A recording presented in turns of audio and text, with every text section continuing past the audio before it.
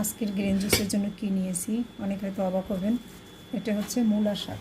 মূলা শাক বলতে আজ আমি গ্রামে গিয়েছিলাম নদীর একদম চরে, তো সেখান থেকে আমি মূলা শাক, তেলাকুচা শাক আর এই যে শাক নটে এগুলো তুলে নিয়ে আসছি, একদম প্রাকৃতিক তেলাকুচাগুলো। তো এগুলো দিয়ে আমি আজকের শরবতটা বানাবো। সাথে আমি একটা আপেল দিব।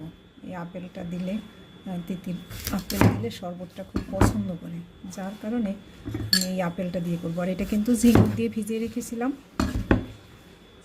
এখন আমি এটা কেটে নিচ্ছি, রস করে বের করে নিচ্ছি। দিয়ে দিলাম স্পিরুলিনা, দিয়ে দেবো একটু এক্সট্রা ভার্জিন অলিভ অয়েল। এবার একটু ব্লেন্ড করে নিচ্ছি। এবার শরবতটা ঢেলে নিচ্ছি।